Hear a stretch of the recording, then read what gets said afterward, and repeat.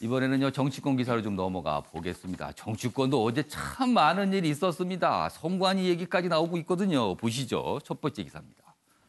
어제 선관위가 고민 끝에 결정을 내놨는데 비례 무슨 당 이렇게 붙어있는 당은 불허하기로 했습니다. 그러니까 비례당은 금지시킨 겁니다. 이런 이름. 그러니까 비례당이라는 이름을 못 쓰게 한 거죠. 정확하게는요. 그러자 한국당 명백한 야당 탄압이다. 지금 한국당의 반발이 기사 곳곳에 나옵니다. 지금요. 선관위 유사명칭 위반 해석, 한국당 위성정당 계속 추진 이렇게 되면은 이렇게 되는데 내용 보시면 선관위의 결정 이유가 두 가지로 압축이 됩니다. 첫 번째는요. 비례당은 이미 등록된 정당의 명칭과 뚜렷이 구별되지 않는다. 이게 첫 번째 이유입니다. 헷갈린다. 혼동된다. 그리고 두 번째 이유는요. 이렇습니다. 비례는 사전적 의미만으로는 정당의 정책과 정치적 신념 등 어떤 가치를 내포하는 단어로 보기 어렵다. 이건 내용 측면이에요. 그러니까 비례라는 게 무슨 정당 이름을 통해서 무슨 의미가 있는 게 아니다. 이렇게 판단한 겁니다. 두 가지입니다. 자, 그럼 여기서요. 이 내용을 가지고 여야 논평이 완전히 달랐거든요. 확인해 보겠습니다. 중앙선관위의 비례정당 명칭 사용 불허 결정은 당연한 결과이며 자유한국당은 민의를 왜곡하려는 꼼수 정치를 중단해 주시기 바랍니다. 문재인 정부가 대선 캠프 출신을 선관위에 내려보내 국민의 표심을 왜곡하고 선관위를 좌지우지한다는 국민적 의혹이 강하게 일고 있는 것입니다. 이번 선관위의 결정은 유권자를 우롱하는 자유한국당에 법이 직접 채찍을 든 것입니다. 네. 어제 정치권에 있었던 한 가지 모습이 이거고요. 또 하나 야권 자유한국당과 새보수당을 중심으로 있었던 통합 논의 그 관련 기사도 있습니다. 다음 보겠습니다. 새보수당 한국당과 대화 시작한다. 통합까진 그러나 지뢰가 곳곳에 널려 있다. 지뢰 뭘까요? 뭐가 터질 수 있는 걸까요? 보시죠. 한국당 통합 6원칙 발표로 물고 통합 6원칙 받아들인다라고 했어요. 근데 이 받아들이는데 이른바 유승민 3원칙이 들어가 있다. 그러니까 사실상 유승민 3원칙을 받아들인 것이다. 이렇게 해석이 됐습니다. 하태경 보수 재건 3원칙 수용한 것이다. 이렇게 평가했습니다. 주도권 뺏길라 긴장하는 새보수당 통합은 한국당뿐이다. 이렇게 얘기해서 또 이 부분도 주목되고 있어요. 자, 그런데 앞으로 지도체제, 공청 룰 등 강론 이견 클 듯 이렇게 나왔지만요. 실제로는요. 공천이죠, 공천. 누굴 빼고 누굴 넣을까. 이게 항상 폭탄이었습니다. 한국당이 얼마나 양보할지가 관건이다. 이렇게 소개돼 있습니다. 그럼 여기서요. 관련 영상 확인해 보겠습니다. 통치를 발족시키면서 저희도 동의한 보수 중도 통합의 6대 기본 원칙이 발표되었습니다. 이 원칙들에는 새로운 보수당에서 요구해온 내용들도 반영되어 있습니다. 이제 우리는 통합이라고 하는 대의 앞에 함께 스스로를 내려놓고 국민들의 뜻을 잘 받들어야 합니다.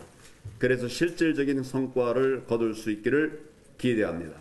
자유한국당도 함께 해 나갈 것입니다. 앞으로 한국당이 흔들리지 않고 이 보수재건 3원칙이 포함된 이 6원칙을 지키는지 예의주시하면서 양당 간의 대화를 시작하겠습니다. 자, 어제 저런 모습을 두고 보수 통합, 뭐 대통합이란 표도 등장합니다만 보수 통합, 물꼬가 텄다란 얘기가 있습니다. 그런데요. 지금 정치권 안팎에서 반대 목소리까지도 나오고 있습니다. 자, 그럼 여기서 이준석 새보수당 젊은 정당 비전위원장을 연결해서 이야기 좀 들어보겠습니다. 어제 부정적인 입장을 표명을 했거든요.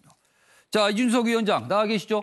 예, 안녕하세요. 예, 아침에 전화 인터뷰 응해 주셔서 일단 감사드리고요.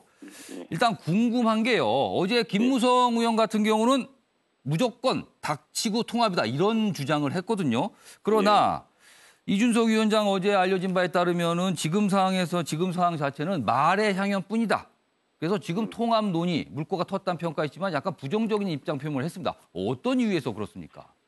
자, 첫째로 우선 통합이나 아니면 연대를 하려 그러면 원칙이 서야 되는데 예. 어제 물론 황교안 대표가 뭐 그런 식의 애둘러 표현을 하긴 했지만은 솔직히 예를 들어 결혼을 앞둔 남녀가 예. 나 사랑합니까 이렇게 물어봤는데 뭐 이렇게 생각해봤을 때 그렇게 볼 수도 있지 않을까요? 뭐 이렇게 답하면은 그게 제대로 되겠습니까? 저는 보면은 그거 그러니까 갖고는 약혼 정도 수준이나 볼 수 없다는 거네요. 그렇죠. 저는 유승민 삼원 측에 대한 명시적인 답변을 요구했더니만은 예. 유승민 삼원 측이 내용이 녹아 들어가 있는 유권 측에 동의했다. 뭐 이런 식으로 말하는 것 자체가 예. 저는 굉장히 통상적인 상황은 아니다 이렇게 좀 보고 있고요. 지금 그렇다고 해서 우리가 보고 있듯이 뭐 황교안 대표가 내부의 반발을 정리하는 데 성공한 것도 아니고 예. 정리하고자 하는 의지가 딱딱하게 지금 보이는 상황도 아니고 저는 그런 지점이 우선 진정성에 있어서 의심받을 수 있다 이런 지점이고 예. 저는 이렇게 좀 여쭤보고 싶은 것이 통합을 했을 때 과연 그러면은 예. 단순히 산술적으로 지지율 합치면 지금 이길 수 있는 상황이냐? 예. 그것도 아니거든요. 그러니까 저는 통합만 하면 이긴다 뭐 이런 상황도 아니기 때문에 예. 뭐 굉장히 이제 뭐 실리면에서나 명분면에서 축적해야 예. 되는데 그런 부분이 부족하다 봅니다. 그러니까 이른바 닥치고 통합에 대해서는 이거는 문제가 있다라고 보시는 거네요, 지금. 닥치고 통합하면 영남은 이길 겁니다. 제가 그래서 지적하는 부분이 뭐냐면 이 논의를 이끌어가는 사람들이 예. 뭐 영남 지역의 정치인이라는 것 자체가 지금 이 사안에 대해 가지고 그 파급력에 대해서는 과대평가를 하고 있는 것 같고 예. 아니면 현재 상황에 대해서는 좀 제 생각에는 오판을 하고 있는 것이 아닌가 이런 생각을 합니다. 그러니까 과대평가 오판, 그래서 말의 향연만 있다. 이렇게 정리가 되겠네요, 지금 이유는요. 예. 또 다른 질문은요. 어제 하태경 책임 대표가 네. 통합에 대해서 본격적으로 출발하겠다라고 하면서 동시에요. 통합 대상은 한국당뿐이라고 했습니다. 이 부분 굉장히 주목받고 있는데 즉 새보수당과 한국당만의 통합으로 해석이 되고 있거든요.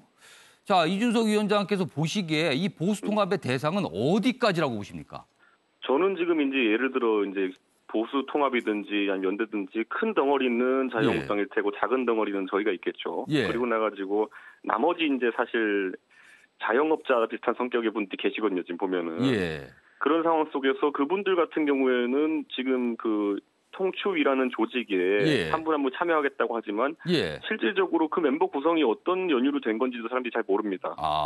그렇기 때문에 저는 뭐 그런 부분이 권위를 갖기는 어렵다 이렇게 보고 예. 사실 조직체와 조직체 간의 어쨌든 그런 협상이 우선시해야 된다는 그 입장은 전 동의하는데 예.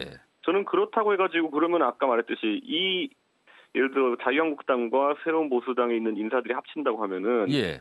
20대 국회 초기에 있었던 새누리당과 다른 게 뭐냐라는 비판을 새누리당 빼기 우리공화당 정도일 텐데 예, 저는 그게 어떤 의미가 있겠냐는 비판에 또 직면할 수 있기 때문에 예. 저는 이런 것들 그러니까 통합이라는 거는 한 번 예. 하고 나면 뭐 다시 뭐 헤어질 수도 없고 한 상황 속에서 예. 그 밑그림을 잘 그려야 되는데 지금 밑그림은 뭐 밑그림도 가면서 그리면서 한쪽에는 밑그림 그리지도 않는데 색칠 먼저 하고 있고 뭐 이런 상황이거든요. 예. 제가 이 질문을 드린 거는요. 사실 이 통합 대상을 질문을 드린 이유는 우리 공화당과 이른바 혁신통합추진위원회를 주도하고 있는 인사들 이분들까지 확실히 통합 대상인가 이거에 대한 질문을 드린 거거든요. 저는 그러니까 그분들이 어떤 생각을 가지고 그 통치나 이런 데 참여하는 것인지 아니면 우리 공화당 같은 경우 현재 어떤 생각을 갖고 있는지 잘 모르기 때문에 예. 저는 그 부분은 뭐 제가 답변 드릴 상황이 아닌데 예. 뭐 그분들이 원칙에 동의해서 같이 한다면 충분히 할 수 있지 않을까. 예. 그런데 뭐 원칙이라는 것이 아까 말했던 유승민 3원칙 같은 경우에는 우리 공화당의 당의 어쨌든 뿌리라고 할 수 있는 어쨌든 탄핵 반대라는 것을 극복할 수 있을까 그분들이. 예. 네, 저는 약간 그건 의구심이 듭니다. 사실 이 통합 대상과 관련해서요. 그 혁신통합추진위원회가 이제 공개한 보수재고 6원칙이라는 게 있습니다. 거기에 이른바 유승민 3원칙이 포함이 됐다 이런 평가를 받는데요. 그 중에 한 대목이 중도 보수 모든 세력과 통합한다. 근데 이 부분을 새 보수당도 동의한 거 아닙니까?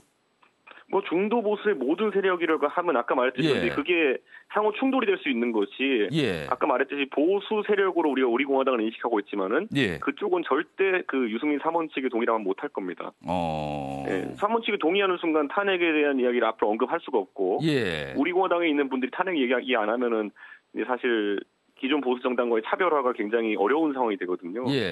저는 그렇기 때문에 아마 그건 어려울 것이다 이렇게 봅니다.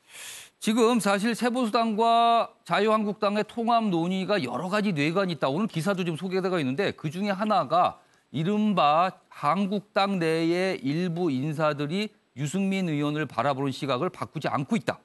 그러니까 뭐 그래서 탈당 얘기까지 나오는 거거든요. 이 부분은 어떻게 보세요? 원래 사람이 싫어하는 건 서로 싫어하기 때문에 그분들이 유승민 의원을 바라보는 시각이 안 바뀐 것처럼 저희도 그분들을 바라보는 시각이 안 바뀌었어요. 그럼 같이 갈 수가 없는 겁니까? 그러면은? 저는 그래서 제가 얘기하고 싶은 게 뭐냐면은 이번 만약 통합이나 연대를 하려면은 저는 다른 키워드들을 띄워야 된다 보거든요. 서로의 차이점을 주목하는 것이 아니라 예를 들어 저는 이제 기존 이제 다선 의원들이나 지도자급 인사들, 대선주자들 인사들 같은 경우에는 무조건 헌신을 키워드로 띄워야 됩니다. 서로 간에 이견이 있을 수 있지만은 무조건 전부 다 험지 출마의 각오를 가지고 가야 됩니다. 그것이 황교안 대표든지 유승민 대표든지 아니면 뭐 본인이 대선주자급이라 생각하는 인물들은 홍준표 대표든지 전부 다 그럴 자세가 되어 있어야 되고 그 장년층이 헌신량 키워드를 담당하면은 저는 젊은 세대가 혁신이라는 키워드를 담당해야 된다 이렇게 보거든요. 그래가지고 혁신이라고 하면 보수가 이제 사실 뭐 전통적 보수 관점에 벗어나서 이제 요즘 2030 세대의 젊은 보수들이 많이 편입되고 있는데 그 사람들이 미래 보수의 정강 정책이나 이런 얼개를 짜는 방향으로 간다면은 역할 분담이 잘 될 것 같아요. 그래서 저는 첫 번째 단계로서 뭐 대선 주자급 인사들 그런 분들은 전부 다 헌신을 먼저 키워드로 삼아야 된다. 헌신.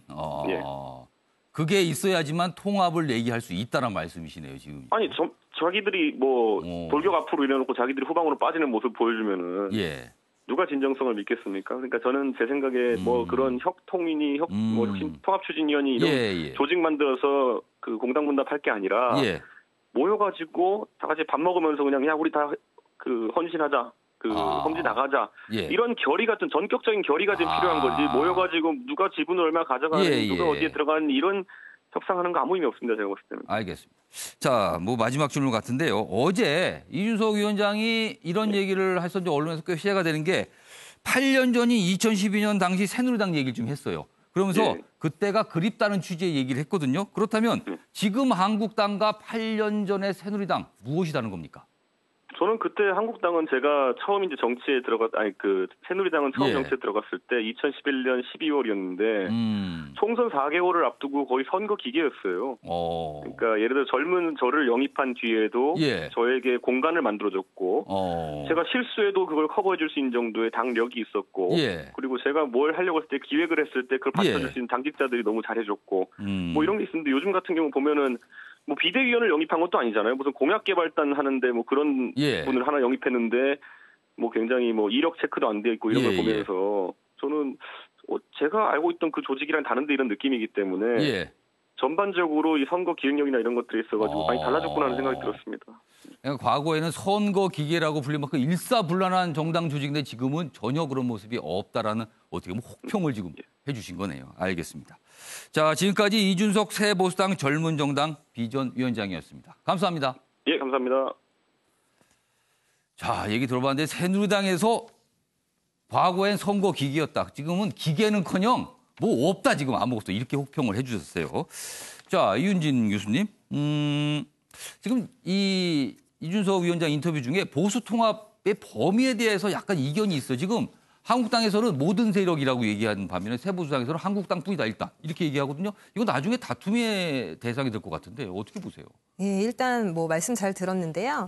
일부 동의하는 부분도 있고 동의하지 않는 부분도 있습니다. 일단 뭐 당대당 통합이 됐던 느슨한 연대가 됐던 강한 연대가 됐던 일단 여러 가지 그런 선거법 날치기 그런 국회에서 민주주의가 파괴되는 그런 모습을 쭉 봐온 분들은 지금 정부와 여당의 폭주를 막아야 된다는 그 일념 하나만으로도 통합의 명분은 확실하다, 확실히 있다라는 생각이고요. 현재 국민의 반은 본인들의 의견을 국회에 정치적으로 전달하지 못하는 상황입니다. 의회라는 거는 국민의 의견을 당연히 전달해야 되는 기구임에도 불구하고 현재 그런 국회의 기능이 마비되어 있는 것만으로도 통합의 명분은 굉장히 확실하다라고 할 수 있고요. 여기서의 통합이라고 하면 그러면은 제가 또 동의하는 부분은 헌신과 혁신의 가치라는 부분입니다. 당연히 이거는 차차 논의해야 될 것이고 우리가 만들어야 될 그런 보수 쪽에서의 여러 가지 그런 가치 중에 하나일 텐데요. 기본적으로 그렇다고 하면 여기서 통합의 이제 가치 뜻을 함께 하는 분들이 보수의 근본적인 이념이나 가치에 동의하지 않느냐, 동의하느냐를 살펴야 될 텐데 동의하는 부분이 있기 때문에 여러 가지 이제 황 대표께서도 유권측에 동의한다라는 말을 하신 거고 세보수당에서도 통합의 물꼬가 트였다라고 강력하게 평가를 한 부분이 있습니다. 그렇기 때문에 큰 틀에서 이거를 봐야 될 것이지 여기 내에서 지분이라든지 이런 문제가 나오기 시작하면은 통합이라는 물꼬를 트인 것 자체가 굉장히 무의미해지기 때문에 위험하다고 생각합니다. 자, 이은주 교수께서는 뭔가 가치에 대해서 일단 머리를 맞춰서 합의를 하고 가야 이게 먼저다. 그리고 방금 인터뷰했지만 이준석 위원장 같은 경우는 지금 통합 주장하시는 분들 먼저 헌신을 결의하라. 이게 있어야지만 통합 얘기를 할 수 있는 거 아니냐. 또 이렇게 얘기를 했습니다. 시청자 여러분께서 한번 판단해 보시기 바랍니다.